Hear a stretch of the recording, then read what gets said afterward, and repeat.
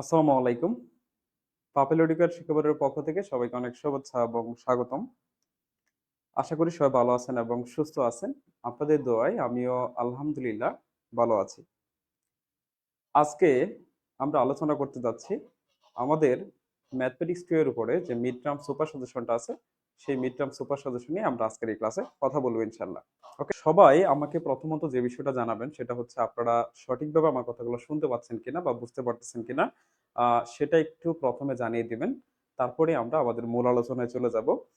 যারা ইতিমধ্যে আমাদের জুম লাইভ ক্লাসগুলো করেছেন, জুম লাইভ ক্লাসের মাধ্যমে আমরা কিন্তু অলরেডি ম্যাথমেটিক্স 2 এর 12 অধ্যায় পর্যন্ত কমপ্লিট করে ফেলছি। ওকে, সো এখন আমাদের রিভিশন পার্টটা চলতেছে। মিড টার্মের পরে আমরা রিভিশন পার্টটা শুরু করে দিব, অর্থাৎ আবার প্রথম থেকে আলোচনা শুরু করবো একদম শেষ পর্যন্ত। সো এই সময়টা আমাদের জন্য খুবই ক্রিটিক্যাল। আমরা এই সময়টা যে যত ভালো করে কাজে লাগাতে পারবো, আমাদের পরীক্ষা ফলাফল বা পরীক্ষার প্রস্তুতিটা তত বেশি ভালো হবে। ঠিক আছে? সো তাই এই সময়ে ভালো একটা প্রিপারেশন, ভালো একটা প্রস্তুতি নিতে চাইলে লাইভ ক্লাসের কোনো বিকল্প নাই, এবং আপনি চেষ্টা করবেন সর্বোচ্চ সংখ্যক লাইভ ক্লাস করার জন্য। তাহলে এই লাইভ ক্লাসগুলো করার মাধ্যমে আপনি আপনার যে ম্যাথের প্রতি ভয়ভীতিটা থাকবে সেটা আপনি দূর করতে পারবেন। সো আজকে তারই ধারাবাহিকতায় আমরা আরেকটা লাইভ ক্লাসে হাজির হয়েছি, এবং এই লাইভ ক্লাসে আমরা ম্যাথমেটিক্স 2 এর উপরে আমাদের যে মিড টার্মের সুপার সাজেশনটা আছে সেটা নিয়ে কথা বলবো।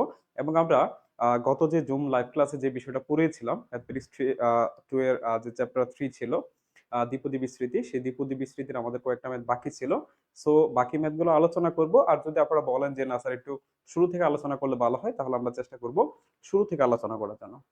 এর উপরে মিড টার্ম সুপার সাজেশন নিয়ে মিড টার্ম সুপার সাজেশনের উপর আজকে একটা স্পেশাল লাইভ ক্লাস, যেখানে আমি আপনাদের ম্যাথমেটিক্স 2 টাকে একদম সুন্দর করে গুছিয়ে দিব, যে আসলে আমাদের কি কি পড়তে হবে না পড়তে হবে। সো আপনারা একটু আমাকে দয়া করে জানাবেন যে আপনাদের মিড টার্মের এই সিলেবাসটা কতটুকু। সো আমি সেই অনুযায়ী আপনাদেরকে একটা সাজেশন দেওয়ার চেষ্টা করব, যে সাজেশনের উপর ভিত্তি করে আপনি যদি পড়ালেখাটা করেন আশা করি মিড টার্মটা ভালো হবে, এবং মিড টার্মের মাধ্যমে আপনি যে প্রিপারেশনটা নিবেন সেটা আপনার সেমিস্টার ফাইনালের ক্ষেত্রেও কাজে লাগবে।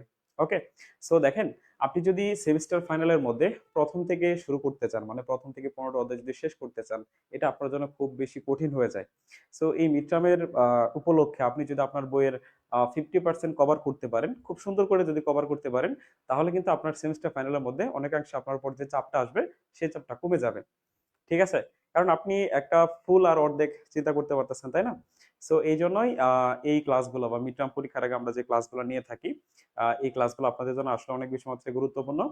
যে ক্লাসগুলো করলে আপনি হচ্ছে মিড টার্মের তো প্রিপারেশন নিতে পারবেন, পাশাপাশি হচ্ছে সেমিস্টার ফাইনালের জন্য একটা ভালো প্রিপারেশন হয়ে যাবে, মানে অর্ধেক বইয়ের উপরে। আহ সবাই একটু বলবেন যে কোন পর্যন্ত আপনাদের সিলেবাস আছে, তারপর আমরা সেই অনুযায়ী ইনশাল্লাহ সাজেশনটা দেওয়ার চেষ্টা করব। সো প্রথমত আমরা একটু চ্যাপ্টার 3 নিয়ে কথা বলবো। চ্যাপ্টার 3 এর আমাদের কিছু ম্যাথ বাকি ছিল। সো সেই বাকি ম্যাথগুলো আমরা প্রথমত আলোচনা করে নিই, তারপর আমরা পরবর্তী পার্টে যাচ্ছি। আর একটা ঘোষণা প্রথমে আপনাদের জন্য দিয়ে রাখি, সেটা হচ্ছে যেহেতু মিড টার্মের পরবর্তী আসলে খুব একটা সময় আমরা হাতে পাবো না, এবং অল্প সময় থাকবে, এবং এই সময়টাতে আসলেই সম্পূর্ণ বই পড়ে প্রিপারেশন নেওয়াটা খুবই ডিফিকাল্ট হয়ে যায় আমাদের জন্য। সো আপনি যদি এই স্বল্প সময়, মানে এখন থেকে শুরু করে সেমিস্টার ফাইনালের আগ পর্যন্ত একটু কষ্ট করেন, আমাদের সাথে যুক্ত হন, সেক্ষেত্রে আপনি ভালো প্রিপারেশন নিতে পারবেন। আর এই সমস্ত কিছু সুযোগটা দিচ্ছে আপনাকে পাভেলোডিকার। আপনি চাইলে আমাদের পাভেলোডিকারের ডাইনামিক অথবা কেয়ার প্রোগ্রামে যুক্ত হতে পারেন। সেই ক্ষেত্রে ডাইনামিকে যদি যুক্ত হন কিংবা কেয়ারে যদি যুক্ত হন, তাহলে কিন্তু আপনি প্রত্যেকটা লাইভ ক্লাস পাচ্ছেন, এবং আগে যতগুলো লাইভ ক্লাস হয়েছে সকল লাইভ ক্লাসের রেকর্ড ক্লাসগুলো কিন্তু আপনি পেয়ে যাচ্ছেন, যেগুলো খুবই সাজানো এবং গোছানো। সো মিস করার কোনো কিছু নাই, যার মাধ্যমে আপনি আপনার প্রস্তুতিটাকে আরো ভালো করতে পারবেন।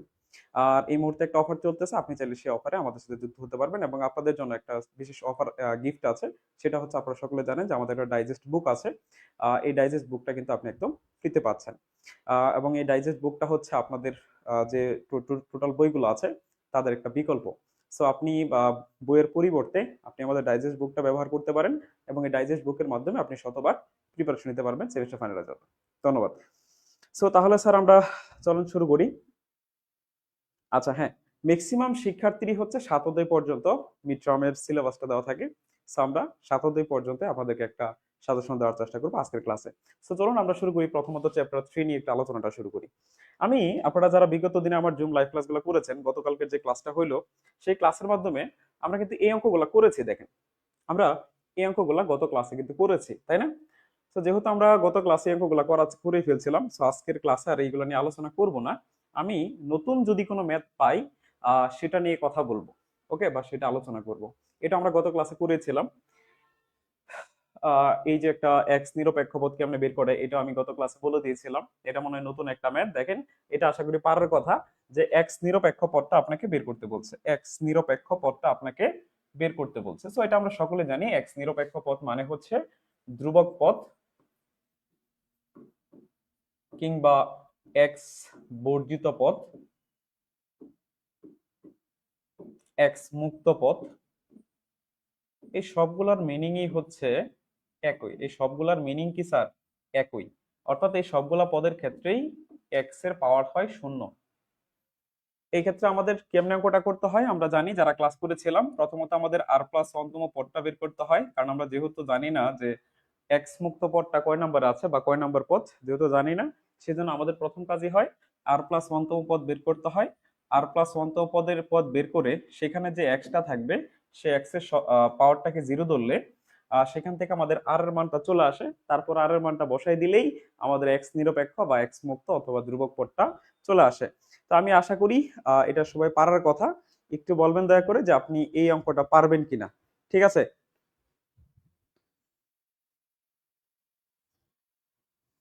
আচ্ছা, যার যতটুকু সিলেবাস থাকুক না কেন, আমরা ইনশাল্লাহ চেষ্টা করব সবার জন্য কম্বাইন করে একটা সিলেবাস সাজেশন আপনাদেরকে দেওয়ার জন্য।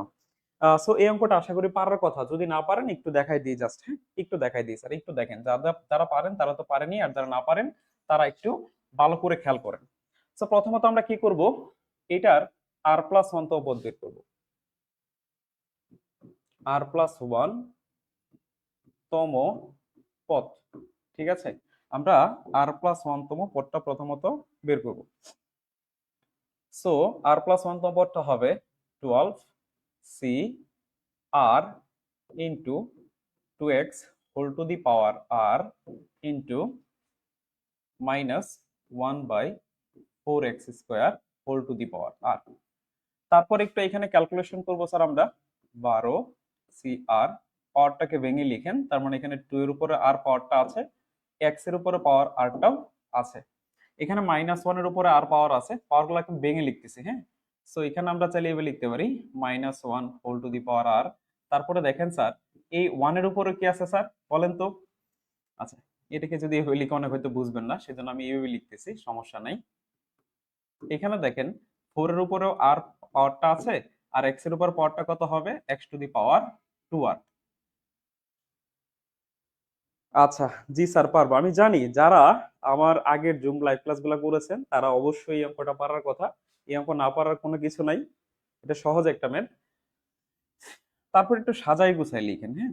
যেমন আমরা এই যে মাইনাস যে পাওয়ারটা ছিল, এটাকে আমরা কি করতেছি, এটাকে সামনে লিখে দিই, হ্যাঁ। So minus r sorry -1 whole to the power r, তারপরে আছে আমাদের 12 সি আর, তারপরে আছে 2 টু দি পাওয়ার আর, এরপরে আছে এই যে 4 টু দি পাওয়ার আর। এটা এখানে লিখলাম। আর এক্স গুলো আলাদা লিখতেছি কেন দেখেন, এই এক্স আর এই এক্স এরা দুজন ভাগ আছে। ভাগ থাকলে আমরা জানি পাওয়ার গুলো বিয়োগ করা লাগে। তাহলে আপনি বিয়োগ করে দেন, পাওয়ার গুলা কি করে দেন, বিয়োগ করে দেন। এখানে একটা জিনিস একটু একটু কারেকশন আছে। কারেকশনটা হচ্ছে এখানে হবে 12 মাইনাস, ঠিক আছে? এখানে হবে 12 মাইনাস আর। সো এখানে হচ্ছে এই লাইনটা আবার একটু করে লিখি, এটা হবে আপনার 2 to the power 12 minus r into x to the power 12 minus r into -1 whole to the power r 4 to the power r into x to the power 2r, okay. আর এখানেও সেম ভাবে একটু কারেকশন করে নেন। এখানে হবে 2 to the power just 12 minus r into x to the power, দেখেন তারপরে যে 4 আছে এটাকে আলাদা করে লিখলেন 1/4 to the power R.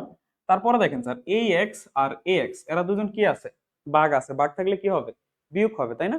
So আপনি কি লিখতে পারেন, বিয়োগ করে লিখতে পারেন। তাহলে আপনি কিভাবে লিখতে পারবেন, x to the power 12 minus r minus 2r। So calculation করলে কত আসে, -1 whole to the power r into 12 cr, তারপরে হচ্ছে 2 to the power 12 minus r into 1/4 to the power r. আর এখানে x to the power 12 minus 3r, তো এখন দেখেন আমি প্রথম বলেছিলাম যে নিরপেক্ষ বা ধ্রুবক পদের ক্ষেত্রে পাওয়ারটা কত হয়েছে, আর শূন্য হয়। তাহলে আপনি এই যে এক্স এর যে পাওয়ারটা আছে, এই পাওয়ারটাকে কি বিবেচনা করবেন, শূন্য বিবেচনা করবেন, যে এইটুকু সমান হচ্ছে শূন্য, বা বলবেন এক্স বর্ধিত পদের ক্ষেত্রে এটা কি হবে, এটার পাওয়ারটা হবে শূন্য। ওকে, তাহলে এখানে লিখতে পারেন এক্স বর্ধিত বা এক্স নিরপেক্ষ, যেহেতু নিরপেক্ষ বলছে আপনারা নিরপেক্ষ বলবেন, নিরপেক্ষ পদের ক্ষেত্রে 12 মাইনাস 3r সমান শূন্য, বা minus 3r is equal to minus 12, বার সমান হচ্ছে আমাদের 4। তাহলে এই যে আর এর মান যে 4 স্যার, এই আর এর মান 4 আপনি এখানে বসাই দেন। আর এর মান 4টা যদি বসাই দেন, তাহলেই হচ্ছে আপনি এক্স নিরপেক্ষ পদটা পেয়ে যাবেন বা ধ্রুবক পদটা পেয়ে যাবেন। আশা করি এই ধরনের অঙ্ক পাওয়া যাবে জাস্ট এই যে এই লাইনটার মধ্যে, এই যে এই লাইনটার মধ্যে এখানে যদি বসাই দেন এই জায়গাটার উপর মধ্যে, তাহলেই হয়ে যাবে।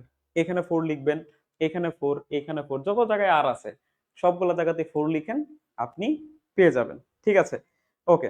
সো আমরা চলেন পরবর্তী ম্যাথে যাই, দেখি আমাদের আর কোনো নতুন ম্যাথ আছে কিনা। এটা তো আমি গত ক্লাসে করে দিয়েছিলাম। সো এখন এটা একটা নতুন ম্যাথ আসছে, এটা আমি লাস্ট জুম ক্লাসে আপনাদের করিয়ে দেনে। হ্যাঁ, সো এই যে দেখেন, এই অঙ্কটা খুবই ইম্পর্টেন্ট, খুবই খুবই গুরুত্বপূর্ণ একটা অঙ্ক, যে 3 plus x to the power x by two whole to the power n, এটার বিস্তৃতিতে এক্স টু দি পাওয়ার 7 এবং এক্স টু দি পাওয়ার 8 এর সহগ দুটি পরস্পর সমান হলে এন এর মান বের করো। অর্থাৎ এই যে এনটা আছে, এই এন এর মানটা কি বলছে, আপনাকে বের করতে বলছে। এখন আমি যদি আপনাকে বলি স্যার যে এক্স টু দি পাওয়ার 7 এবং এক্স টু দি পাওয়ার 8 কোন পদে থাকবে, এটা কি আপনি জানেন? অনেকে বলবেন স্যার জানি না, আবার জানারও কিন্তু একটা ওয়ে আছে। স্যার জানার ওয়েটা আমি আগে প্রথমে বলে নিই। দেখেন, আমরা যখন যদি এরকম কোনো একটা থাকে, সাপোজ মনে করেন সিম্পলি একটা বুঝাই দেই, যে a plus b whole to the power n, আপনি যদি এটার বিস্তৃতি করেন, তাহলে আর প্লাস ওয়ান তম পদের ক্ষেত্রে কি আসে স্যার, আর প্লাস ওয়ান তম পদের ক্ষেত্রে আর প্লাস ওয়ান তম পদের ক্ষেত্রে এরকম হয় এন সি আর, তারপরে হবে a to the power n minus r, আর b to the power r. দেখেন এখানে এক্সটা হচ্ছে 2 নম্বর পদে আছে, আর এক্স এর পাওয়ারটা বা 2 নম্বর পদের পাওয়ারটা কিন্তু সবসময় আর এর মানটা হয়ে থাকে। এই যে দেখেন এখানে আর যত, 2 নম্বর পদের পাওয়ারটা ততই হয়। তাহলে যেহেতু এখানে 7 বলছে, যে এক্স এর উপর পাওয়ারটা কত আছে 7, তাহলে অবশ্যই এই জায়গায় যদি 7 থাকে, তাহলে এই 7টাই কিন্তু এক্স এর উপরে যাবে। তাহলে 100 থাকবে কয় নাম্বার পদে, 7 আর 1 8, তাহলে অষ্টম পদে পাবেন আপনি হচ্ছে x⁴। ঠিক সেম ভাবে নবম পদে পাবেন হচ্ছে আপনি x⁴। সো এটা যদি না বুঝেন সমস্যা নাই, আমরা চলেন একটু বের করে নিই, যেহেতু অজানা আছে, সো অজানা থাকলে আপনি এইভাবে করবেন। সো এমনিতে যদি লিখা দেন যে x⁴ ও x⁴ যুক্ত পদে এটা থাকবে, x⁴ x⁴ পাওয়া যাবে, সো লিখলে কোনো সমস্যা নেই, বাট করে দেখাইলে সেটা সবচেয়ে ভালো হয়, সেটা সবচেয়ে বেস্ট হয়ে থাকে। তাহলে এখানে লিখেন যে 3 plus x by two whole to the power n এর বিস্তৃতিতে আর প্লাস ওয়ান তম পদ, এটা বের করবেন। যখনই কোনো পদটা অজানা থাকে, আমি কিন্তু আগের ক্লাসগুলোতে বলেছি অজানা পদ মানে আর প্লাস ওয়ান তম পদটা বের করতে হয়। সেখানে আর প্লাস ওয়ান তম পদটা কত হবে, n C r 3 to the power n minus r into into x by two whole to the power r. তাহলে এখন একটু পাওয়ারটাকে যদি ভেঙে লিখেন, n C r 3 to the power n minus r into x to the power r 2 to the power r, এরকমই তো হয় নাকি? এখন এই পদটার মধ্যে, এই পদটার মধ্যে যদি x⁴ থাকতো, এই পদটার মধ্যে যদি x⁴ থাকতো, কোন জায়গায় থাকতো বলেন তো স্যার? এই যে এই জায়গায়, তাই না স্যার? যদি কোথাও থাকে, দেখেন এইখানে কোনো এক্স আছে, আছে কোন জায়গায়, এই জায়গায়, তাহলে যদি x⁴ থাকতো, তাহলে অবশ্যই এই জায়গায় থাকা লাগতো। তাহলে এই যে আর এর মানটাকে আপনি বলতে পারেন না যে 7, যদি এটাকে x⁴ যুক্ত পদ চিন্তা করেন, ঠিক আছে? তাহলে এখানে আর এর মানটা কত হবে, 7 হবে। ঠিক আছে, তাহলে x⁴ যুক্ত পদের ক্ষেত্রে এই যে আর এর মান কত হবে স্যার? 7। তাহলে এখানে আপনি যদি আর এর মান 7 বসায় দেন, আর এর মান 7 বসায় দেন, তাহলে 7 প্লাস 1 বা অষ্টম পদে, ঠিক আছে, অষ্টম পদ ইজ ইকুয়াল টু মান বসায় দেন এন সি, আর এর মান কত বসাচ্ছেন? 7। তাহলে n c 7 into 3 to the power n minus 7, আর এখানে কি হবে? X to the power 7 divided by হচ্ছে 2 টু দি পাওয়ার 7। একটু যদি সাজাই লিখেন আপনারা চাইলে এভাবে লিখতে পারেন, এই যেটা তো ভাগ আছে নিচে না, তাহলে এটা নিচে লিখে দেন 2 টু দি পাওয়ার 7, আর এখানে লেখা যায় n c 7 into 3 to the power n minus 7, আর এক্সটাকে একটু বাইরে লিখলাম যাতে আপনি বুঝেন যে এটা হচ্ছে এক্স টু দি পাওয়ার 7 এর সহগ, যাতে আপনি বুঝতে পারেন এটা হচ্ছে এক্স টু দি পাওয়ার 7 এর সহগ। অনুরূপভাবে আপনি এক্স টু দি পাওয়ার 8 এর সহগটা বের করতে পারেন, অনুরূপভাবে এক্স টু দি পাওয়ার 8 এর সহগ আপনি বের করতে পারেন, ঠিক আছে? তাহলে অনুরূপভাবে আপনি এক্স টু দি পাওয়ার 8 এর সহগটা বের করে ফেলেন। ওকে, তাহলে এখন লিখেন আবার যে এক্স যুক্ত পদে, এক্স টু দি পাওয়ার 8 যুক্ত পদের ক্ষেত্রে আর সমান কত হবে? 8 হবে। তাহলে 8 প্লাস 1 বা নবম পদ কত হচ্ছে sir? n c8 3 to the power n minus 8 into x to the power 8 divided by 3 to the power 8, sorry 2 to the power 8।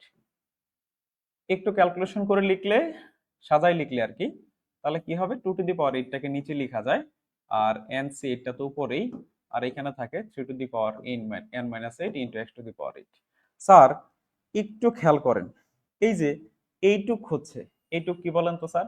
এইটুক হচ্ছে x টু দি পাওয়ার 8 এর সহগ, ঠিক আছে? এটা হচ্ছে x টু দি পাওয়ার 7 এর সহগ, এটা হচ্ছে কত? x টু দি পাওয়ার 8 এর সহগ।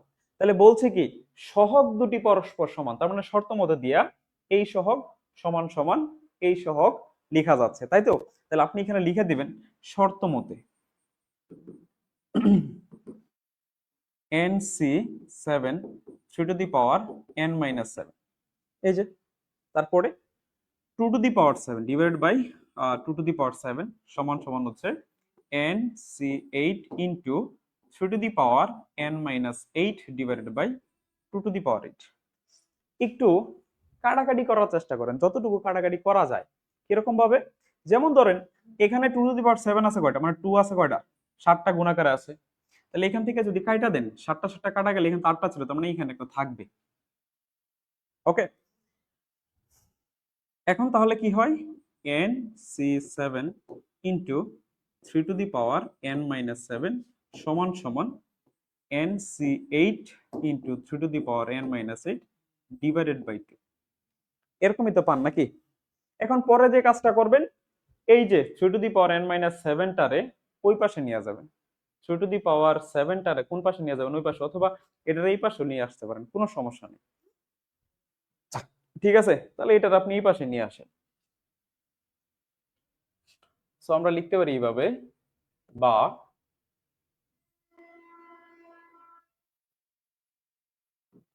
n c7 3 to the power n minus 7, ওইটাকে যদি নিয়ে আসি তাহলে এখানে হবে 3 to the power n minus 8, আর এখানে থাকবে শুধুমাত্র n c8 ডিভাইডেড বাই 2। এই যে দেখেন, আমরা যদি নিয়ে যাই যে এটারে যদি এই পাশে নিয়ে আসি, তাহলে এখানে শুধু n c8 থাকে আর নিচে 2 থাকে, তাই না? আর এই পাশে তো এটা নিচে জাস্ট এই যে এটা, তো এই লাইনটা হচ্ছে এই যে এটা। এখন আপনারা সকলে জানেন যে এই যে 3, এই যে 3 ভাগ আছে, তাহলে পাওয়ারগুলো কি করবেন? বিয়োগ করবেন। তাহলে বিয়োগ করে দেন, 3 to the power n minus 7 minus n plus 8 হয়ে যাবে। বিয়োগ করলে এই মাইনাস দ্বারা যদি গুণ করেন চিহ্নের পরিবর্তন আসবে না, তাহলে এখানে হবে মাইনাস n প্লাস 8, আর এই পাশে যা ছিল তাই, nc8/2। nc7 এখানে যদি একটু কাটাকাটি করেন, দেখেন প্লাসের n মাইনাসের n কাটা, 8 থেকে 7 বাদ দেন 1 থাকবে, আর এখানে থাকতেছে কত? nc8/2। স্যার এখন একটা কাজ করেন, এনসিআর এর একটা সূত্র আপনারা সকলে জানেন, জানেন না বলেন? সেই সূত্রটা এই জায়গায় লিখে দেন, সেই সূত্রটা এই জায়গায় লিখে দেন। তো এনসিআর এর সূত্রটা কি? n factorial divided by r factorial, r মানে হচ্ছে 7, তাহলে 7 factorial into n minus 7 factorial, আর এই পাশে কি থাকবে n factorial divided by 8 factorial into n minus 8 factorial, আর আগে তো এই যেখানে 2 ছিল, এই যে স্যার আমাদের 2, আর এখানে একটা 3 ছিল, এই যে স্যার আমাদের 3। বুঝছেন কিনা বলেন? তো আশা করি বোঝার কথা। এটাকে বাংলায় লিখলাম, মানে এই যে এনসিআর এর সূত্রটা এখানে লিখলাম, এই যে 3 ছিল, এই যে 3, এনসিআর এর সূত্র এইটুকু, আর এই যে 2 নিচে ছিল, এই যে স্যার নিচে 2 আমাদের। এখন পরে কাটাকাটি করেন, কেমনে কাটাকাটি করবেন? এই যে n ফ্যাক্টোরিয়াল, এই যে n ফ্যাক্টোরিয়াল কেটে দিলেন, কমপ্লিট। তারপরে তাহলে উপরে শুধু একটা 3 থাকে, তাই না? আর নিচে এখানে আছে 7 ফ্যাক্টোরিয়াল, আর n মাইনাস 7 ফ্যাক্টোরিয়ালকে কি লেখা যায়? n minus 7 into n minus 8 factorial লেখা যায়। এটা কেমনে লেখা যায়? এটা যারা জুম ক্লাস করেছেন তারা জানেন, কারণ আমি এখানে খুব সুন্দর করে বুঝাই দিয়েছিলাম। এই অংশ একটা কাজ করেন, এই 8 ফ্যাক্টোরিয়ালটাকে ভেঙে কি লেখা যায় স্যার? 8 ইনটু 7 ফ্যাক্টোরিয়াল, আর বাকি সবকিছু আগের মতো করে লিখেন যা ছিল, n মাইনাস 8 ফ্যাক্টোরিয়াল ইনটু 2। তাহলে এখন কাটাকাটি করবেন, যতটুকু কাটাকাটি করা যায়। যেমন এই যে 7 ফ্যাক্টোরিয়াল, এই যে 7 factorial kite, n minus 8 factorial, এই যে স্যার n মাইনাস 8 ফ্যাক্টোরিয়াল কাটা। তাহলে এখানে থাকতেছে কত স্যার বলেন তো? এখানে 3 থাকে, আর নিচে থাকে n মাইনাস 7, আর এই পাশে থাকে 1 বাই 8 দুগুণে কত স্যার? 16। আর আর গুণ করেন, তাহলে হবে n মাইনাস 7 সমান হচ্ছে 3 ষোলং 48, বা n সমান হচ্ছে 48 যোগ 7 মানে হচ্ছে 55। তাহলে আমরা n এর ভ্যালুটা কত পাইলাম স্যার? n এর ভ্যালু পাইলাম 55। তাহলে এটাই হচ্ছে আমাদের আনসার। আমাদেরকে কিন্তু n এর ভ্যালুটাই বের করতে বলছিল। আমাদেরকে কি বলছিল স্যার? যে n এর ভ্যালুটা কত হবে। সো এই যে আমরা n এর ভ্যালুটা বের করে দিলাম। সো আশা করি সকল এটা পারার কথা। খুবই সহজ একটা অঙ্ক ছিল। ওকে, সবাই একটু দেখতে পারেন যে কারো কোনো ঝামেলা আছে কিনা, কারো কোনো ঝামেলা আছে কিনা। সো প্রথমত আমরা কি করব দেখেন, এই যে আমরা প্রথমত এতটুকু করছি না, এই যে এইটুকু যে করছি, এটুক না করলেও চলতো। এইটুকুর পরিবর্তে জাস্ট একটা লাইন লিখে দিলেই হইতো যে এর বিস্তৃতিতে x⁴ যুক্ত পদ পাওয়া যাবে অষ্টম পদে, আর x⁴ পাওয়া যাবে নবম পদে। যদি এইটুকু লিখা দিতেন তাইলে আর এইটুকু করার কোনো প্রয়োজন ছিল না। বাট কেমনে আসছে এরকম কোশ্চেন আপনারা হয়তো করতে পারেন, সেজন্য আমি একদম ব্যাখ্যা সহকারে সম্পূর্ণটা করে দিলাম। আশা করি আপনাদের এই ধরনের অঙ্কে আর কোনো ঝামেলা হবে না, এবং এই অঙ্কটা খুবই ইম্পর্টেন্ট। আপনারা আপনাদের মিড টার্মের জন্য 3 স্টার যুক্ত একটা প্রশ্ন হচ্ছে এটা, এটা ভালো করে নোট করে রাখতে পারেন, পরীক্ষা আসার মতো একটা কোশ্চেন। ক্লিয়ার? ওকে, আশা করি ক্লিয়ার। এর পরবর্তীতে স্যার এই যে এই ক্যাটাগরির কোশ্চেন রচনামূলকে পরীক্ষার মধ্যে কতবার যা আসছে হিসাব নাই, আপনি আপনার বইটা খুলে দেখেন এটা রচনামূলকে কতবার আসছে দেখেন আপনারা। এটা আমি কয়টা স্টার দিব? যতগুলা দেওয়া যায়, হ্যাঁ যতগুলা দেওয়া যায়। 99% সম্ভাবনা আছে এই ধরনের প্রশ্ন পরীক্ষা আসার জন্য। সো বুঝতে পারতেছেন খুবই গুরুত্বপূর্ণ। সো এই অঙ্কগুলো আমাদের ভালো করে করতে হবে। গত live class, zoom live class যারা করেছিলেন তাদেরকে কিন্তু আমি একটা কথা বলেছিলাম, যে কথা বলতে আমি কিন্তু যে দ্বিপদী বিস্তৃতির দ্বিপদী উপপাদ্য যেটা লিখে দিয়েছিলাম সেটা আশা করি সবাই জানেন। তারপর আমি আবার একটু বলে দিই। সাপোজ মনে করেন a প্লাস বি, এটাকে যদি আপনি বিস্তৃতি করেন তাহলে কি আসবে? nc0, তারপরে আসবে a to the power n minus 0, b to the power 0, তারপরটা কি আসে স্যার? তারপরটা আসে হচ্ছে nc1 into a to the power n minus 1 into b to the power 1 plus nc2 into a to the power n minus 2 into b to the power 2 মানে b square, এইভাবে sir. এবং এটা কিন্তু আপনাদেরকে আমি বলে দিয়েছিলাম যে স্যার আসলে এটা কেমনে আসে। ওকে,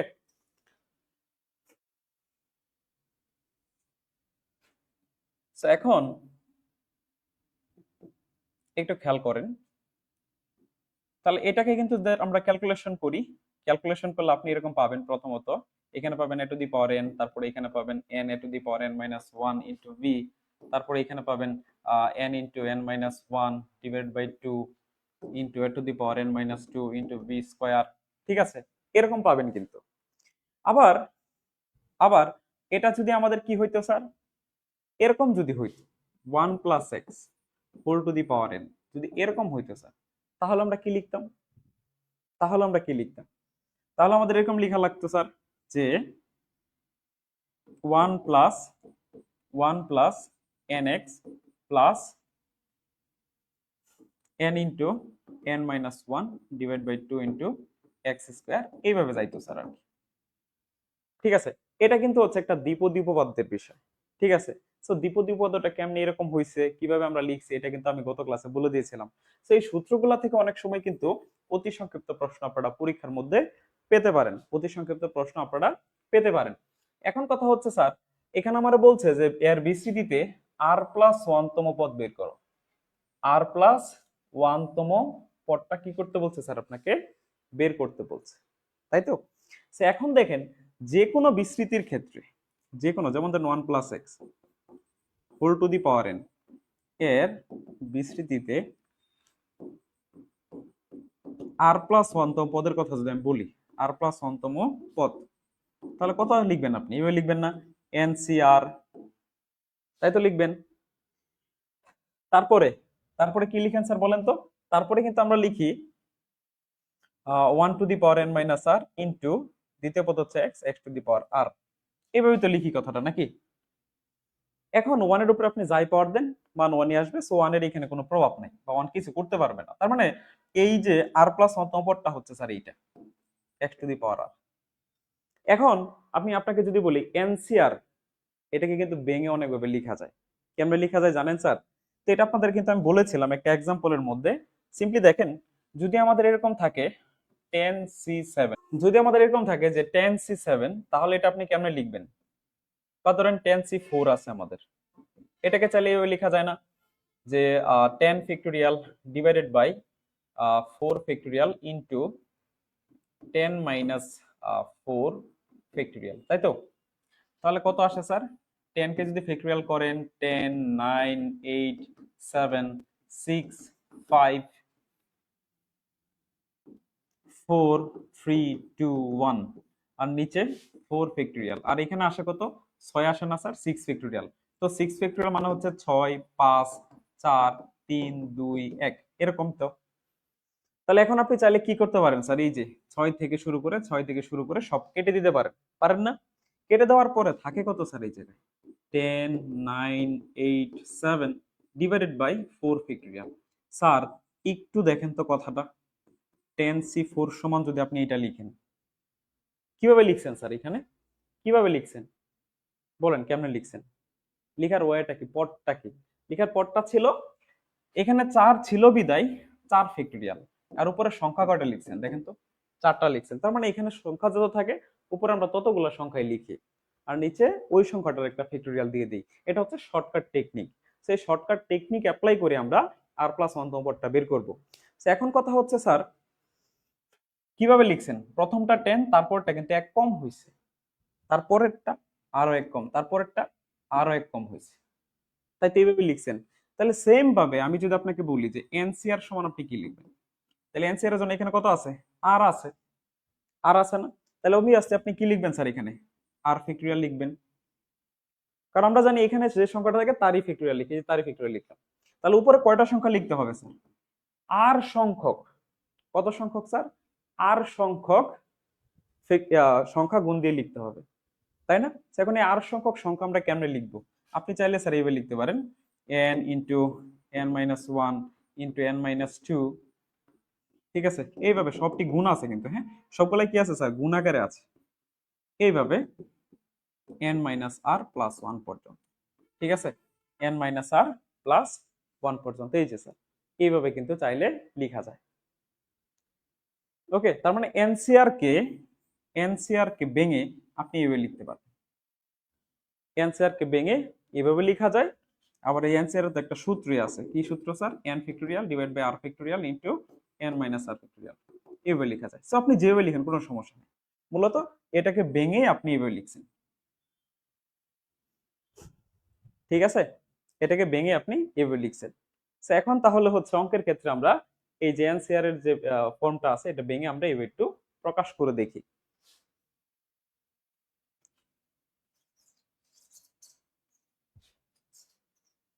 তাহলে এখন আমরা কি লিখবো স্যার? এখন আমরা লিখবো এটার বিস্তৃতিতে r plus one compose 1 minus 4x whole to the power minus half এর বিস্তৃতিতে আর প্লাস ওয়ান তম পদ সমান সমান আর ফ্যাক্টরিয়াল। আর উপরে কি কি আসবে স্যার? উপরে একটু কিন্তু দেখাই দিয়েছি, কেমন ছিল স্যার বলেন তো?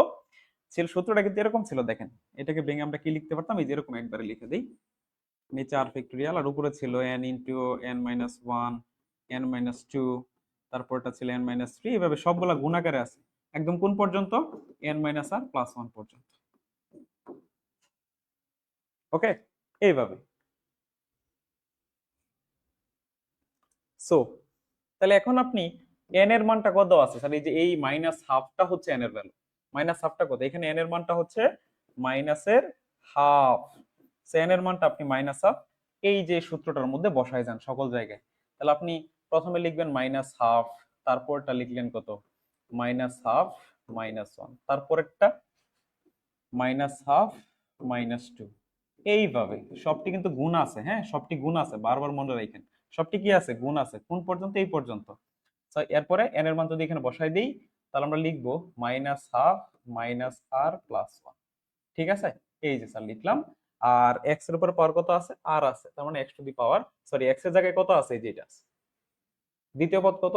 মাইনাস ফোর এক্স, এই যে sir minus four x whole to the power r. এটুকু আশা করি বুঝছেন। এই লাইনটা যদি কেউ না বুঝতে পারেন সে জীবনে অঙ্ক পারবেন না। আরেকটা মজার বিষয় হচ্ছে এখানে উপরে যতগুলো সংখ্যা লিখছি সবগুলা কিন্তু গুণাকারে আছে, এবং কতগুলা সংখ্যা গুণাকার আছে? আর সংখ্যক সংখ্যা গুণাকার আছে। দুইটা কথা মনে রাখেন, এখানে আমরা যে সংখ্যাগুলো লিখছি সবগুলা কিন্তু গুণাকারে আছে, কারণ ফ্যাক্টরিয়ালের ক্ষেত্রে সব কি থাকে? গুণ থাকে, তাই না? আর কতগুলো সংখ্যা গুণাকারে আছে? আর সংখ্যক। কেন স্যার? কারণ এই যে এনসিআর, এই যে এনসিআর ছিল, তো এনসিআর মানেই তো কতগুলো সংখ্যা থাকবে? আর সংখ্যক সংখ্যা থাকবে, তাই না? এখন একটু যদি উপরে ক্যালকুলেশন করেন এটা কিন্তু বুঝতে অনেক সমস্যা হবে আপনাদের, কারণ অঙ্কটা অনেকটা বড় হয়। নিচে হচ্ছে আর ফ্যাক্টরিয়াল থাকলো। আচ্ছা লিখা নেই শুরুতে, এটাকে চালিয়ে লেখা যায় মাইনাস ওয়ান বাই টু, তারপর লেখা যায় হচ্ছে এখানে লসাগু করলে দেখেন কত আসে, তো এখানে যদি লসাগু করেন, লসাগু করলে হবে মাইনাস থ্রি বাই টু। এখানে যদি লসাগু করেন এই জায়গার মধ্যে, তাহলে এখানে লসাগু করলে পাবেন হচ্ছে minus five divide by two. এইভাবে এইখানে যদি লসাগু করেন, লসাগুটা হবে টু, তারপর হচ্ছে মাইনাস ওয়ান মাইনাস টু আর, সো এখানে মাইনাস কমন নিয়ে একবার লিখে দিই, হ্যাঁ টু আর মাইনাস ওয়ান, এরকম একটা ভ্যালু পাবেন আপনি। ওকে, আর পরবর্তীতে যা ছিল, পরবর্তীতে কি ছিল স্যার? আচ্ছা একটা টান দিয়ে নিচে ছিল আর ফ্যাক্টরিয়াল, এই যে আমরা আর ফ্যাক্টরিয়াল লিখলাম। আর এখানে যদি ভেঙে দেন আপনি, তাহলে এখানে মাইনাস ওয়ানের উপরে কত আছে? মাইনাস ওয়ানের উপরে পাওয়ারটা আছে আর, ফোর এর উপরে পাওয়ার আছে আর, এক্স এর উপরে পাওয়ারটা কি আছে? আর আছে।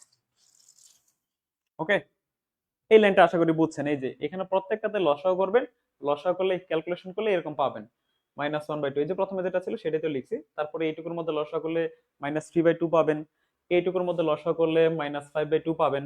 আর এখানে যদি লসাগু করেন, দেখেন আমি দেখাই দিই, এই জায়গায় যদি লসাগু করেন তাহলে কত হবে? Minus one minus two r plus two by two, তাই না?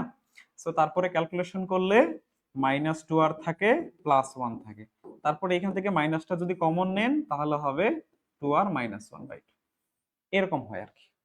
ঠিক আছে, সো আমি এই দুই লাইন না লিখে একসাথে লিখে দিয়েছি, একসাথে লিখে দিয়েছি।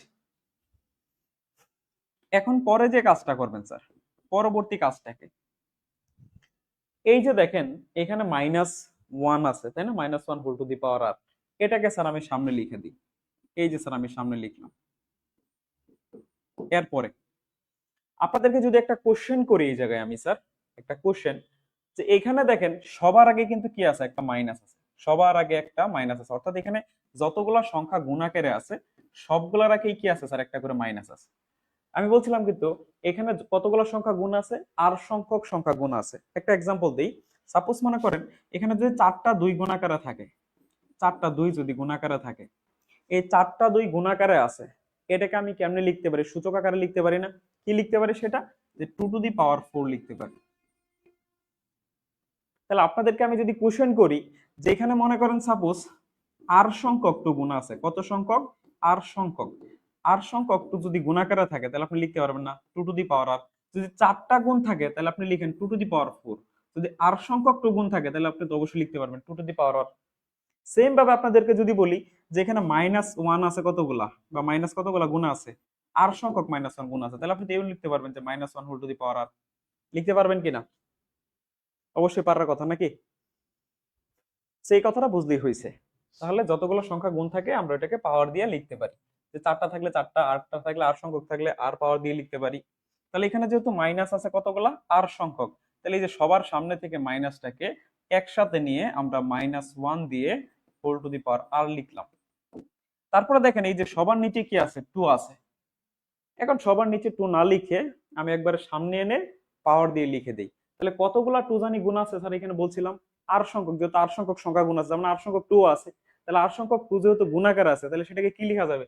2 দি পাওয়ার আর লেখা যাবে। তাহলে আমি চাইলে এইভাবে লিখতে পারি, আমি চাইলে এমনি লিখতে পারি, যেহেতু এটা নিচে ছিল সেটাকে আমরা চাইলে এইভাবে লিখতে পারি যে 2 টু দি পাওয়ার আর, তারপরে যা আছে সেটা লিখে দেন, আর ফ্যাক্টরিয়াল, আর উপরে কত থাকে? তাহলে যেহেতু মাইনাস নিয়েছেন তাহলে শুধু 1 থাকবে এই জায়গায়, তাহলে 1 থাকবে, এই জায়গায় থাকবে হচ্ছে 3, এই জায়গায় থাকবে হচ্ছে 5, তারপরে এইভাবে কত পর্যন্ত? 2 আর -1 পর্যন্ত। এখান থেকে যেহেতু এটা নিয়ে নিছেন তাহলে এখানে থাকবে হচ্ছে 4 to the power r into x to the power r. আশা করি ক্লিয়ার। যদি সমস্যা থাকে বলতে পারেন, আশা করি নাই। এখন দেখেন তো এখানে -1 কয়টা আছে? এখানে -1 কয়টা আছে? 2টা, তারা গুণ আছে, তাহলে পাওয়ার গুলা কি হবে? যোগ হবে। পাওয়ার গুলা কি হবে? যোগ। তাহলে দেখেন তো -1 এর উপরে এখানে একটা আর পাওয়ার আছে, এখানে একটা পাওয়ার কত আছে? আর আছে, তাই তো? তাহলে মাইনাসের উপর পাওয়ার কত হয়? 2 আর। -1 এর উপর পাওয়ারটা কত হয় স্যার? 2 আর। এখন আপনাদেরকে বলে রাখি এই 2 আরটা হচ্ছে কি স্যার? একটা জোড় সংখ্যা। 2 আরটা কি সংখ্যা স্যার? 2 আর এর মান আপনি যতই বসান না কেন সেটা কি হবে? একটা জোড় সংখ্যা হবে। একটা পূর্ণ সংখ্যা হইলে সেটার কি হবে? জোড় সংখ্যা হবে এই 2 আরটা। তাহলে মাইনাসের উপরে যখনই জোড় পাওয়ার আসে তখন সেটা কি হয়ে যায়? মাইনাসটা প্লাস হয়ে যায়। আর 1 এর উপরে আপনি যতই পাওয়ার দেন না কেন তার মান কিন্তু 1ই থাকে। তাহলে আমি কি একই সাথে এই দুইটা তুলে এদের জায়গায় কি স্যার 1 লিখতে পারি কিনা বলেন? পারি? আশা করি পারা যায় নাকি? তারপর নিচে কি আছে স্যার আমাদের? একটু একসাথে লেখার চেষ্টা। 2 টু দি পাওয়ার আর, তারপরে এখানে ছিল আর ফ্যাক্টোরিয়াল, তারপরে এখানে 1 সরি 1 3 5 এভাবে 2 আর -1। আর এই যে এটাকে sir 4 to the power r, এটাকে একটু ভেঙে লেখা যায় না? কারণ 4 কে 2 দ্বারা স্কয়ার করা যায়, তারপর 2 আর আর গুণ হয়ে যায়, তার মানে এখানে কি হবে? 2 to the power 2 r into x to the power r. Okay, দেখেন বুঝছেন কিনা? কার কোনো ঝামেলা আছে এই পর্যন্ত বলেন, আমরা অপোজিট পেজে চলে যাই। যদি না থাকে তাহলে চলুন আমরা পরবর্তী পেজে চলে যাচ্ছি। ওকে, পরবর্তী পেজে যে আমরা কি কাজটা করব? কাজ দেখেন, এই যে 2 আর 2 টু দি পাওয়ার আর, আর এখানে যে 2 to the power 2 r, base তো স্যার একই আছে, তারা কেমনে আছে? উপর নিচে মানে ভাগ আছে। তাহলে পাওয়ার গুলা কি হবে? বিয়োগ হবে। পাওয়ার গুলা কি হবে স্যার? বিয়োগ। তাহলে আমরা এটা থেকে এই পাওয়ারটা বিয়োগ দিতে পারি। তাহলে এই সাইড আমরা এই কাজটাই করব। সমান সমান, তাহলে আমাদের এরকম থাকবে 1 3 5 2 আর -1, আর নিচে তো আর ফ্যাক্টরিয়াল ছিলই। এই যে এখানে যে 2 টু দি পাওয়ার 8টা ছিল সেটাকে আমরা এই জায়গায় লিখতেছি 2 to the power 2 r -r into x to the power r। বুঝছেন কিনা বলেন? অর্থাৎ এই যে এই 2 আর এই 2 কেমনে আছে? ভাগ আছে, তাহলে তাদের পাওয়ার গুলা কি হবে? বিয়োগ। তাহলে এই 2 আর থেকে কি আরটা বিয়োগ হবে না? কিভাবে লিখবেন আপনি? এভাবে লিখবেন না, দেখেন তো, এই যে এমনি 2 to the power 2 r -r into x to the power, এইভাবে লিখবেন না? এই লাইনটা দেখেন আমি ওই পাশে লিখছি, এই যে লেখার পরে কি থাকে স্যার আমাদের? 1.3 1 into 3 into 5 2 r -1 two to the power r into x to the power r divided by r factorial. Sir একটা কাজ করেন, এখন আমাদের এই জায়গায় একটা কাজ করতে হবে। কি কাজ করতে হবে জানেন? আমরা জোড় সংখ্যা দ্বারা উপর নিচে গুণ করব। ঠিক আছে, দেখেন তাহলে আমরা গুণ করি। আমরা উপরে এবং নিচে দুই জায়গাতেই গুণ করব। তাহলে উপরে আমরা জোড় সংখ্যা দ্বারা গুণ করতেছি, কি দ্বারা? আগে যা ছিল সেটাকে লিখে নেই। আগে আমাদের এইটুক ছিল, এখন আমরা কি দ্বারা গুণ করতেছি? দেখেন গুণ করতেছি হচ্ছে 2 4 6 8 এইভাবে 2 আর পর্যন্ত যত সংখ্যা আছে সবগুলা দ্বারা আমরা উপরে নিচে কি করতেছি স্যার? গুণ করতেছি, তাই না? আর বাদ বাকি যা থাকে সেটা লিখে দেন, two to the power r into x to the power r. Okay, এখন এই সংখ্যাগুলোকে একটু সাজাই লিখেন। যেমন ধরেন একের পরে যেহেতু সবগুলো এখানে গুণ আকারে আছে, সবগুলো কেমনে আছে স্যার? গুণ আছে। তাহলে আপনি দেখেন তো একটা বিষয়, যদি এরকম থাকে আমাদের এ ডি বি সি, এরকম না থাকলে আমি এটাকে চাইলে দেখেন তো একটু সাজাই লিখতে পারি। যদি সবগুলা গুণ থাকে তাহলে তো আগে পরে লেখা যায়। তাহলে আপনি চাইলে লিখতে পারেন এরপরে বি আনতে পারেন, তারপরে সি আনতে পারেন, তারপর ডি। তাহলে এইটারও তো এমনি লেখা যায়। সো এখানে যেহেতু সবগুলাই গুণ আছে, তাহলে আপনি চাইলে একের পরে দুই, তারপর তিনের পরে চার, পাঁচের পরে ছয়, এইভাবে আইনা মিক্স করে লিখতে পারেন। পারেন কিনা? পারেন। সো তাহলে এই কাজটাই করেন, 1 into 2 into 3 into 4 into 5 into 6, সেইভাবে 2r মাইনাস 1 ইন্টু 2r। ওকে, এই যে সবটারে কম্বাইন করে আমরা সাজাই লিখলাম। আর নিচে কি কাজটা করবেন? নিচে হচ্ছে দেখেন আমরা এই দুইটা কি লিখতে পারি? আমরা এই দুটো লিখতে পারি 2 ইন্টু 1, পারি কিনা? 4কে কি লিখতে পারি? 2 ইন্টু 2, 6কে 2 ইন্টু 3, 8কে 2 ইন্টু 4, এইভাবে। তারপরে কি আছে? 2r, তো 2r থাকুক, সমস্যা নেই। 2 to the power into x to the power r. আচ্ছা, উপরে দেখেন এখানে এই লাইনটা একটু খেয়াল করেন। এই লাইনের মধ্যে 1 থেকে কত সংখ্যক সংখ্যা গুণাকারে আছে? 2r সংখ্যক সংখ্যা গুণ আছে। আপনি যদি ধরেন সাপোজ 1 থেকে 5 পর্যন্ত যদি সবগুলো সংখ্যা গুণ থাকে, তাদের পরিবর্তে কি লিখবেন? 5 ফ্যাক্টোরিয়াল। যদি 6 পর্যন্ত গুণ থাকে লিখেন 6 ফ্যাক্টোরিয়াল। তাহলে 1 থেকে শুরু করে যদি 2r পর্যন্ত সংখ্যা সবগুলাই গুণাকারে থাকে, তাহলে সেটার পরিবর্তে কি লেখা যাবে? 2r ফ্যাক্টোরিয়াল লেখা যাবে। যাবে কিনা বলেন? তাই না? তাহলে উপরে আমরা 1 থেকে যেহেতু 2r পর্যন্ত সবগুলা গুণাকারে আছে, তাহলে আমরা 2r দিয়ে ফ্যাক্টোরিয়াল দিতে পারি। উপরে তাহলে সরাসরি আপনি 2r দিয়ে একটা ফ্যাক্টোরিয়াল দিয়ে দেন, দ্যাটস এনাফ। আর এখানে r ফ্যাক্টোরিয়াল ছিল, এই যে আমাদের r ফ্যাক্টোরিয়াল। এখন খেয়াল করেন, দেখেন সবার সামনে কি আছে? 2টা গুণাকারে আছে। তাহলে এই 2টাকে বাহিরে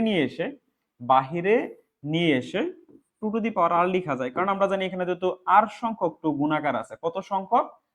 r সংখ্যক। তাহলে সবার সামনে যেহেতু r সংখ্যক 2 গুণাকার আছে, তাহলে সে r সংখ্যক 2 কে যদি বাহিরে এনে লিখেন, তাহলে কি লেখা যাবে? 2 টু দি পাওয়ার r লেখা যাবে। তারপরে কি থাকতেছে?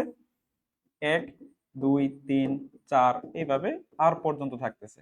আর বাহিরে কি ছিল? 2 to the power r x to the power r ছিল। সো দেখেন এই যে আমাদের 2 টু দি পাওয়ার আর এই যে আমাদের 2 টু দি পাওয়ার আর, কাইট কাইট কোড। সো এখানে থাকতেছে 2 to the power r factorial, এখানে আর ফ্যাক্টোরিয়াল, আর এইটুকুর পরিবর্তে দেখেন লেখা যায় আর ফ্যাক্টোরিয়াল। আর বাহিরে যা ছিল কত ছিল? X to the power r ছিল। সো দুইটা আর ফ্যাক্টোরিয়াল গুণ করলে কি লেখা যাবে? আর ফ্যাক্টোরিয়াল হোল স্কয়ার, আর উপরে তো 2 to the power r factorial ছিলই, into x to the power r. Sir এটাই তো আমাদেরকে দেখাইতে বলছে নাকি? অন্য কিছু বলেন তো? সো এটাই কিন্তু আমাদেরকে দেখাইতে বলছে। সো এই যে স্যার অঙ্কটা,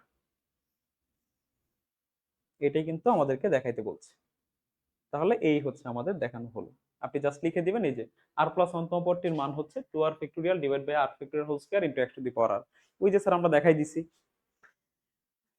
এইভাবে করতে হবে, এবং এই অঙ্কটা খুবই গুরুত্বপূর্ণ। পরীক্ষার মধ্যে অনেক বেশিবার আসে অঙ্কটা, পরীক্ষার মধ্যে অনেক বেশিবার এই অঙ্কটা আসে। এইটুকু আশা করি ক্লিয়ার। এখন এই নিয়মের একটা অঙ্ক আছে, দেখেন এই যে এই নিয়মের একটা অঙ্ক, সেটা হচ্ছে 1 plus x whole to the power minus half এর বিস্তৃতিতে সাধারণ পদটি বের করো। তাহলে এইটার বিস্তৃতিতে আর প্লাস 1 তম পদ কত হবে স্যার? সূত্র অনুযায়ী লিখে যান। নিচে কি লিখবেন? R factorial. আর উপরে কি লিখবেন স্যার? উপরে লিখবেন হচ্ছে মাইনাস হাফ -1/2 ইন্টু -1 আগের মতো, হ্যাঁ সবকিছুই সেম, -2 এইভাবে কত 2r -1/2 -r + 1। আর দ্বিতীয় পদটা কত আছে x, তাহলে x এর উপর পদটা কত হবে r হবে। তারপরে এখানে এই যে আগের মতো করে ক্যালকুলেশন করতে থাকেন, আগের মতো করে এখানে হবে -1/2, তারপরটা হবে -3/2, তারপরটা হবে -5/2। এইভাবে এখানে যদি লসাগু করেন তাহলে পাবেন হচ্ছে মাইনাস কমন নিলে 2r -1/2। তারপরে কমন নিয়ে যে আগের মতো করে করে ফেলবেন। আশা করি আপনারা পারবেন, ঠিক আছে। হ্যাঁ নাইম খান, এই অঙ্কটা অনেক বড় হয়, কিছু করার নাই, রচনামূলক প্রশ্ন তো একটু বড়ই হবে, এটি সিম্পল। আর এই অঙ্কগুলো পরীক্ষা আসেও বেশি। এই নিয়মের আপনাদের বইয়ের মধ্যে টোটাল 4টা ম্যাথ আছে, দেখবেন লাস্টের দিকে 3টা আর উদাহরণের মধ্যে একটা অঙ্ক আছে, 4টা। কিরকম থাকতে পারে, এই যে একটা ডাক দেখলেন, এর আগে একটু আগে একটা ডাক লিখে দিয়েছিলাম, কি কি ডাক থাকতে পারে, 1 - 2x whole inverse half whole to the power -half. এই পদের কথা বলে, যেটার r প্লাস অন্ত পদের সহগ বা পদের মান বের করো। 1 + x হোল ইনভার্স হাফ এর r প্লাস অন্ত পদ অথবা সাধারণ পদ বের করো। তারপরে হচ্ছে 1 - 4x হোল ইনভার্স হাফ এর r প্লাস অন্ত পদের মান বের করো বা সাধারণ পদ বের করো, এরকম বলে। তাহলে এই অঙ্কটা এইরকম ভাবে আসতে পারে পরীক্ষায়, ঠিক আছে। সো এরই সাথে কিন্তু আপনাদের এই চ্যাপ্টার 3টা A to Z complete. So chapter 3 থেকে তাহলে আমরা মিড টার্মের জন্য কি কি প্রশ্ন সলভ করব, একটু চলেন আমরা প্রথম থেকে দেখে আসি। চ্যাপ্টার 3টা আগে দিয়ে দিই, যেহেতু এই অধ্যায় আমরা পড়লাম মাত্রই। সো চ্যাপ্টার 3 থেকে অতি সংক্ষিপ্ত প্রশ্নের জন্য আপনি দ্বিপদী রাশি কাকে বলে, ধনাত্মক পূর্ণসংখ্যা সূচকের দ্বিপদী উপপাদ্যটি লিখো, এরকম টাইপের কিছু কোশ্চেন অতি সংক্ষিপ্ত আপনি পেতে পারেন। আমি অতি সংক্ষিপ্তটা চাইলে স্কিপ করতে পারি, হ্যাঁ আমি অতি সংক্ষিপ্তের ব্যাপারে কোনো সাজেশন দিতে যাচ্ছি না, আমি সংক্ষিপ্ত আর রচনামূলকের জন্য আপনাদেরকে একটা সাজেশন প্রোভাইড করতেছি। আচ্ছা, এগুলো হচ্ছে অতি সংক্ষিপ্তের জন্য, মধ্যবর্তী বের করে এরকম আর কি, হ্যাঁ। সো সংক্ষিপ্তর জন্য আপনারা এইটা পড়বেন, এই যে এই প্রশ্নটা খ নাম্বারটা, 1 + x হোল ইনভার্স 3 এর প্রথম 3টা পদ বের করো। এটা অতি সংক্ষিপ্ত তো আসতে পারে, সংক্ষিপ্ততেও আসতে পারে আপনাদের পরীক্ষায়। তারপরে মধ্যপদ, এটা অতি সংক্ষিপ্তের জন্য, এখানে আমি ইম্পর্টেন্ট দিব স্যার এই যেটাকে ক নাম্বারটা। তারপরে এখন হচ্ছে স্যার আমরা কি কি প্রশ্ন, এগুলো হচ্ছে সংক্ষিপ্তের জন্য। সংক্ষিপ্তের জন্য স্যার আমি এই প্রশ্নটা আপনাদেরকে দিলাম, এই যে নিরপেক্ষ পদ, আপনারা একটা প্রশ্ন এখান থেকে পাবেনই, এক্স বর্জিত পদ নির্ণয় করো, এক্স বর্জিত পদ বের করো, এই রিলেটেড একটা কোশ্চেন। আমি একটু আগে যেটা করাই দিলাম না স্যার, এই যে অঙ্কের মতো, এটার মতো একটা অঙ্ক করে যাবেন, এটা ভেরি ভেরি ইম্পর্টেন্ট। এটা সংক্ষিপ্তের জন্য, এটা সংক্ষিপ্ত, এটা হচ্ছে আপনাদের সংক্ষিপ্তর জন্য।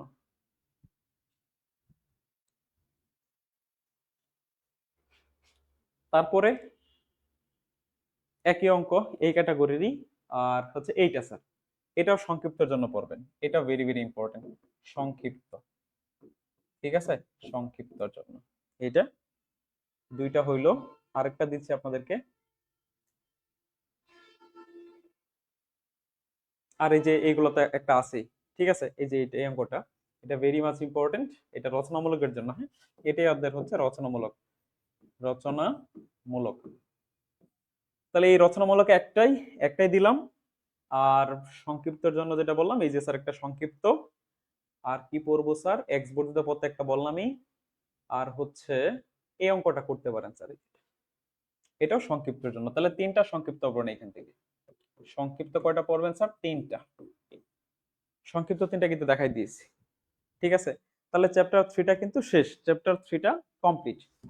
এখন আসেন আমি যদি প্রথম অধ্যায় থেকে আপনাদেরকে একটু বলে দিই, প্রথম অধ্যায় থেকে, হ্যাঁ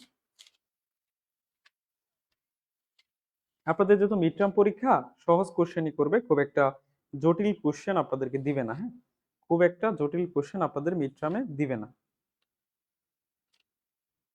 খুব একটা জটিল কোশ্চেন আপনাদের মিড টার্মে দিবে না, ঠিক আছে।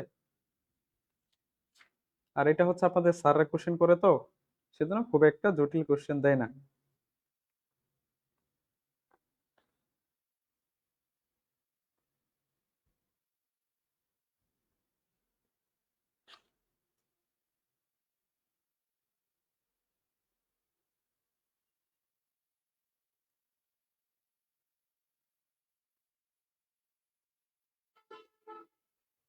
যেমন আপনাদেরকে আমি সহজ একটা প্রশ্ন দিই। প্রথম অধ্যায়,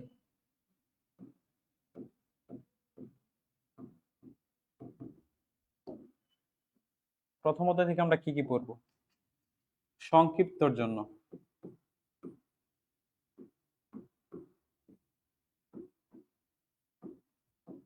সংক্ষিপ্তর জন্য পড়বো স্যার এরকম আংশিক ভগ্নাংশ x divided by x minus two into x square minus one.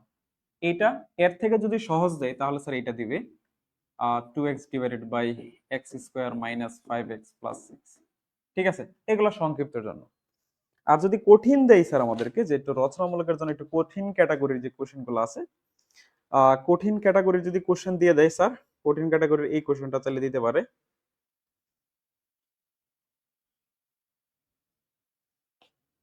রচনামূলকের জন্য দিতে পারে যে রচনামূলক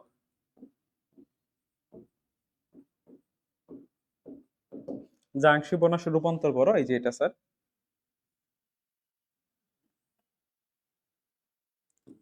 x square minus x plus one divided by x minus one whole square into x square plus one.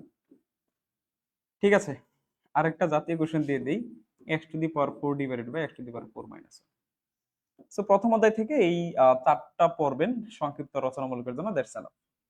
সংক্ষিপ্তের জন্য চারটা কোশ্চেন পড়লেই হবে। উপরের দুইটা সংক্ষিপ্ত, নিচের দুইটা হচ্ছে রচনামূলক। আশা করি মানে প্রশ্ন এখান থেকে কমন পড়বেন। আরেকটা বিষয় কি, আংশিক ভগ্নাংশের ক্ষেত্রে একটু নিয়মটা পড়ে যায়। সরাসরি অনেক সময় দেখা যায় যে এটার মতো প্রশ্নটা দিল, জাস্ট একটু ডাক চেঞ্জ করে দিতে পারে, তখন যাতে আপনি অঙ্কটা করতে পারেন সেই জন্য নিয়মের প্রতি প্রাধান্যটা বেশি দিবেন। নিয়মের প্রতি প্রাধান্যটা আমাদের বেশি দিতে হবে। তাহলে প্রথম অধ্যায় গেল স্যার নাকি? এখন চলেন আমরা একটু দ্বিতীয় অধ্যায় নিয়ে কথা বলি। দ্বিতীয় অধ্যায়,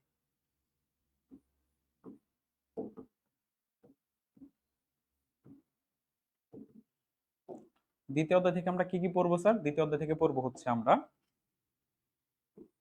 এক নাম্বার, প্রমাণ করো যে এটা জাতীয় কোশ্চেন, যে এর মানটা 2 থেকে ছোট 3 থেকে বড়, এই একটা কোশ্চেন। তারপরে সমষ্টি বের করো বা দেখাও যে।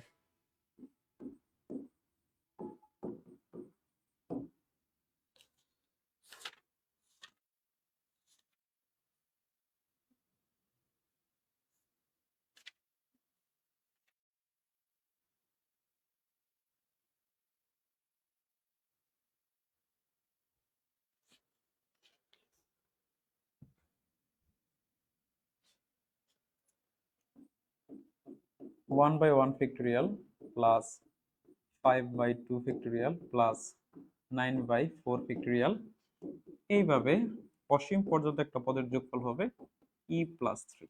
ঠিক আছে, তারপরে থাকতে পারে 3 নাম্বার, যে দেখাও যে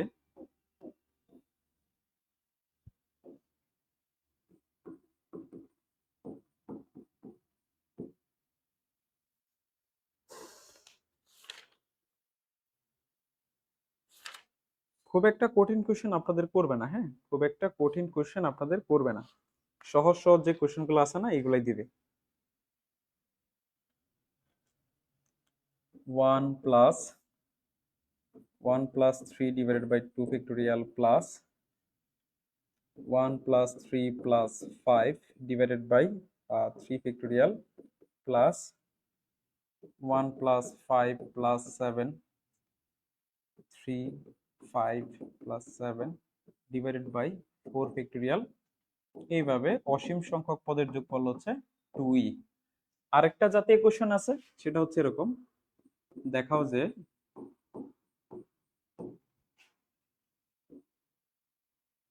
2 divided by 1 factorial plus 2 plus 4 divide by 2 factorial plus 2 plus 4 plus 6 divide by 3 factorial.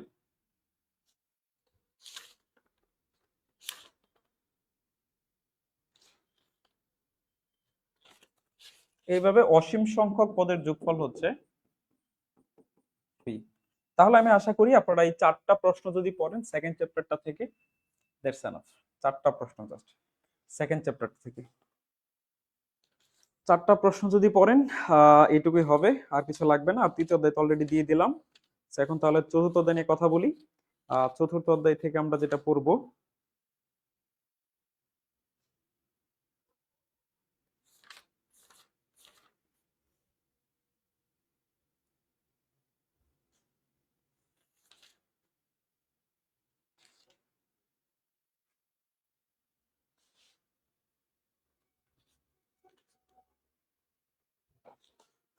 তারপরে স্যার চতুর্থ অধ্যায়।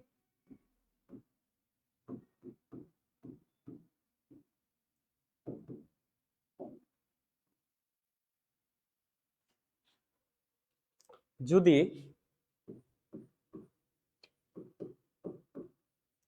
y সমান সমান f of x সমান সমান 4x minus 7 divided by 2x minus 4 হয়, তবে দেখাও যে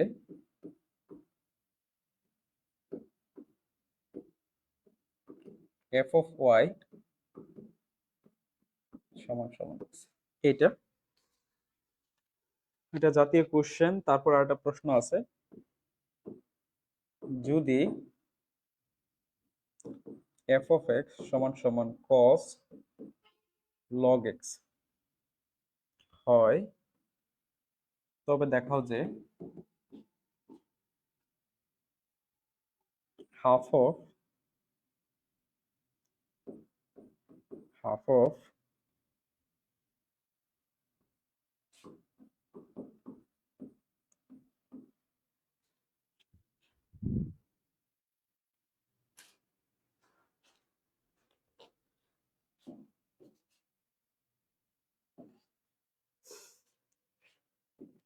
plus f of xy সমান সমান f of x into f of y। এইটা ঠিক আছে।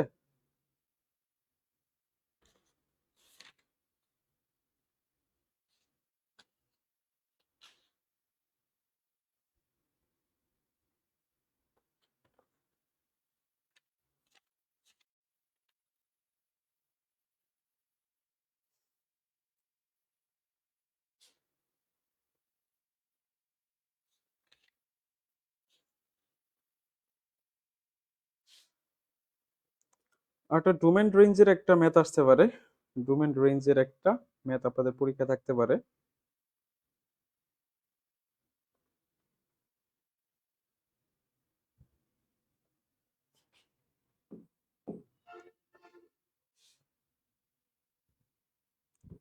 f of x সমান সমান 2x divided by 1 minus x এর ডোমেন ও রেঞ্জ বের করো।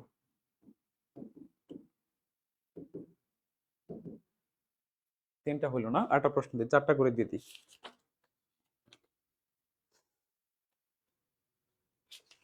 যদি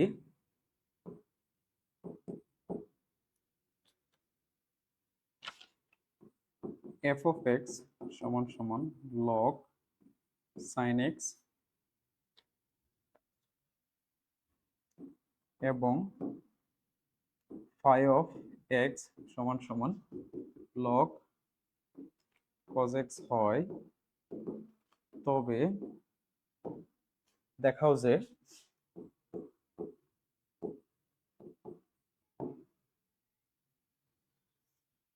e to the power 2 phi a minus e to the power 2 f of a সমান হচ্ছে e to the power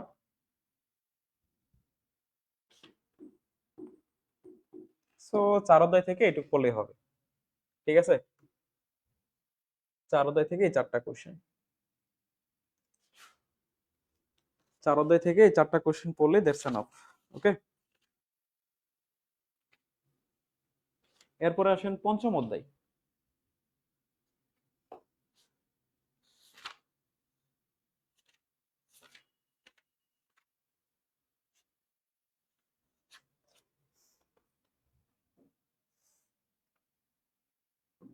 পঞ্চম অধ্যায়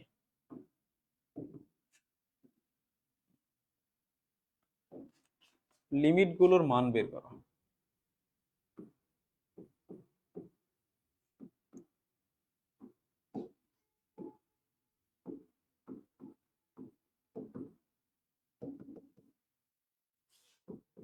এক নাম্বার আছে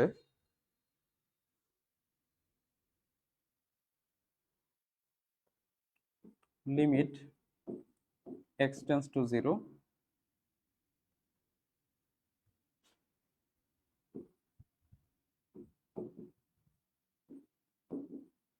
ওকে। এটা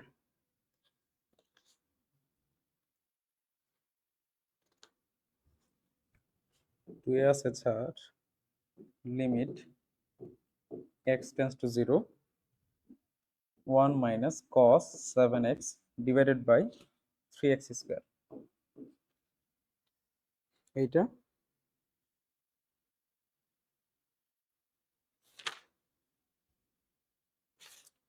আরেকটা প্রশ্নের সাথে অ্যাড করে দেই, এটা অনেক সময় দিয়ে দেয়।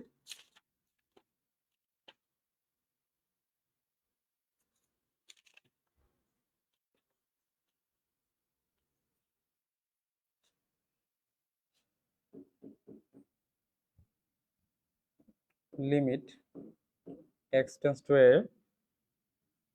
x to the power 5/2 minus a to the power 5/2 divided by root x minus root a।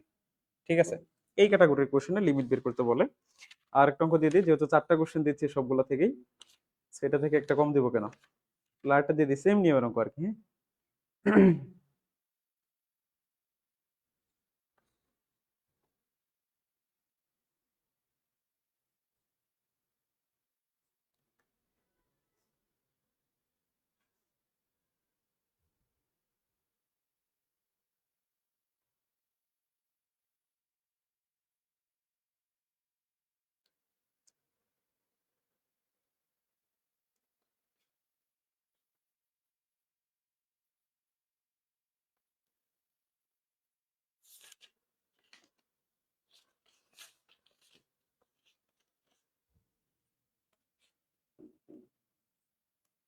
Limit x tends to 0 1 minus cos x divided by sin square 2x।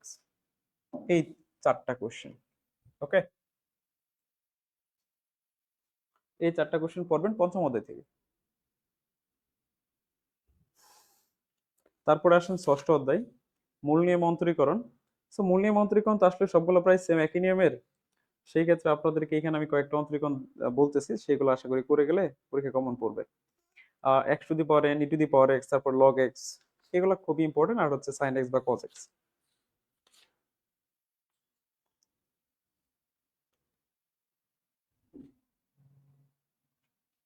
ষষ্ঠ অধ্যায়,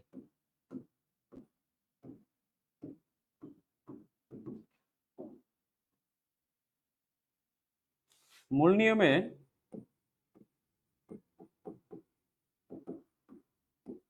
অন্তরক সহগ বের করো। কি কি পড়বো আমরা sir? x to the power n, এটা একদম সিম্পল। তারপরে হচ্ছে sir e two the power x, তারপর আরেকটা আছে স্যার log x বা ln x বলতে পারেন, ln x দিতে পারে, অথবা হচ্ছে এইভাবে যে log e বেস, একই কথা। হ্যাঁ, ln x আর এটা কিন্তু সেম। তারপর 4 নাম্বার হচ্ছে sin x, sin x যে কথা, sin 2x থাকলে একই কথা, অথবা হচ্ছে আপনার cos x অথবা cos 2x, একই তো কথা না? সো এইগুলো আসতে পারে পরীক্ষা, এখান থেকে যে কোনোটা আসতে পারে। যেহেতু সহজ যদি দেয় তাহলে প্রথমটা দিতে পারে, একটু জটিল দিলে আপনার এই log x টা দিতে পারে, যেহেতু হচ্ছে আপনাদের ডিপার্টমেন্টের স্যাররা এই কোশ্চেনটা করবে সেজন্য। তাহলে বাকি রইলো কত অধ্যায় স্যার? সপ্তম অধ্যায়, অন্তরীকরণের ধারণা, যেখান থেকে হচ্ছে একদম অন্তরীকরণটা শুরু। সো এই অন্তরীকরণ থেকে, আচ্ছা এই সপ্তম অধ্যায়টা থাকুক, এটা আমরা আরেকটা জুম ক্লাসে আপনাদেরকে হচ্ছে সাজেশনটা এখান থেকে আমি দিয়ে দিব সপ্তম অধ্যায়ের উপরে। আপাতত এই ষষ্ঠ অধ্যায় পর্যন্ত কমপ্লিট করেন, ইনশাল্লাহ সপ্তম অধ্যায়টা নেক্সট ক্লাসে দিয়ে দেবো। ঠিক আছে, তাহলে এই হচ্ছে আপনাদের 6 অধ্যায় পর্যন্ত সাজেশন, মিড টার্ম পর্যন্ত যেগুলো প্রয়োজন ছিল আমি মিড টার্মের টু জেড আশা করি গুছাই দিয়েছি, শুধু একটা অধ্যায় বাদ, সেটা হচ্ছে সপ্তম অধ্যায়। সপ্তম অধ্যায়টা ইনশাল্লাহ হচ্ছে আমরা জুম ক্লাসে আপনাদের সাথে আলোচনা করবো। ঠিক আছে, তো এই পর্যন্ত ভালো করে পড়াশোনা করেন। আশা করি এই পর্যন্ত পড়াশোনা করলে আপনার মিড টার্ম খুব সুন্দর হবে, এবং যে প্রশ্নগুলো আমি দাগাই দিয়েছি বা সাজেশন হিসেবে দিয়েছি, এগুলো যদি করেন ইনশাল্লাহ আশা করি এই প্রশ্নগুলো আপনার ফাইনালের ক্ষেত্রেও কাজে লাগবে। ঠিক আছে? সো এই ছিল তাহলে আমাদের আজকের ক্লাস। আমরা ইনশাল্লাহ সামনের কোনো ক্লাসে আপনাদের সাথে আবারও হাজির হব। সে পর্যন্ত সবাই ভালো থাকবেন, সুস্থ থাকবেন। আরেকটা মজার বিষয় হচ্ছে যে এই যে আমাদের সামনে কয়েকটা দিন আমরা যতটুকু পারি সময়টাকে খুব ভালো করে ইউটিলাইজ করব। যদি ভালো একটা রেজাল্ট করতে চাই তাহলে কিন্তু আমাদের প্রিপারেশনটা ওই মাপের স্ট্রং হইতে হবে। ভালো প্রিপারেশন ছাড়া ভালো পরীক্ষা কখনোই কাম্য নাই। আপনি যতই আল্লাহ আল্লাহ করেন বা যতই কিছুই বলেন, যত যাই কিছু করেন, ভালো প্রিপারেশন ছাড়া ভালো পরীক্ষা দেওয়া কখনোই পসিবল না। আর ভালো প্রিপারেশন নিতে চাইলে, বেসিক থেকে বুঝতে চাইলে আপনি যুক্ত হতে পারেন আমাদের পাপুলারিটি কেয়ারের ডায়নামিক কিংবা কেয়ার কোর্সে। ঠিক আছে? যেখানে আপনি যুক্ত হলে একটা ডিপ্লোমা ডাইজেস্ট নামক বইটা আপনি পেয়ে যাবেন, যে বই আপনার ফুল সেমিস্টারটাকে কভার করবে এবং পাশাপাশি আপনার বইয়ের বিকল্প হিসেবে কাজ করবে, এবং আপনি পরীক্ষার জন্য সম্পূর্ণ একটা প্রিপারেশন নিতে পারবেন আমাদের এই ডিপ্লোমা ডাইজেস্ট বইটার মাধ্যমে। সো দেরি না করে অবশ্যই যুক্ত হয়ে যাবেন আমাদের কোর্সে। সো তাহলে এই পর্যন্ত থাকুক ইনশাল্লাহ। দেখা হচ্ছে অন্য ক্লাসে। সব ভালো থাকবেন, সুস্থ থাকবেন। আজকের মতো এখানে বিদায়। আল্লাহ হাফেজ।